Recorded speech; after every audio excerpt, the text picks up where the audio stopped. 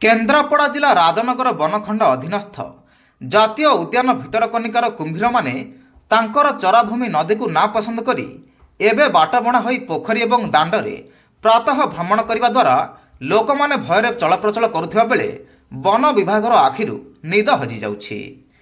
ଏପରି ଘଟଣା ଅଞ୍ଚଳରେ ନୂଆ ହୋଇନଥିଲେ ମଧ୍ୟ ଏହି ବ୍ଲକର ବ୍ରାହ୍ମଣସାହି ପଞ୍ଚାୟତର ଗଜରାଜପୁର ଗାଁରେ ଆଜି ସକାଳୁ ବର୍ଷା ହେଉଥିବାରୁ କୁମ୍ଭୀର ରାସ୍ତାରେ ବୁଲୁଥିବାର ଖବର ପାଇ ବନ ବିଭାଗ ଟିମ୍ କୁମ୍ଭୀରକୁ ନେଇ ବାଉଁଶଗଡ଼ ନଦୀରେ ଛାଡ଼ି ଦେଇଥିବା ସୂଚନା ମିଳିଛି।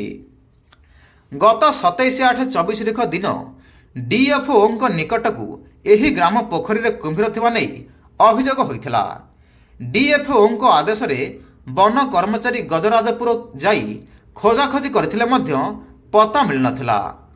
ତାର 15 ଦିନ ପରେ କୌଣସି ପ୍ରକାର 4 ଫୁଟ 6 ଇଞ୍ଚର ଛୋଟ କୁମ୍ଭୀରଟି ଆଜି ଗଜରାଜପୁର ପୋଖରୀରେ ପଶିଯାଇଥିବା ଲୋକମାନେ ଦେଖି ସରପଞ୍ଚଙ୍କ ସ୍ୱାମୀ ପ୍ରମୋଦ ପ୍ରଧାନ ଡିଏଫ୍ଓଙ୍କୁ ଖବର ଦେଇଥିଲେ। କେନ୍ଦ୍ରାପଡ଼ାରୁ ପ୍ରତିନିଧି ସମୀର କୁମାର ପ୍ରଧାନଙ୍କ ରିପୋର୍ଟ, ଆବାଜ ଓଡ଼ିଶା।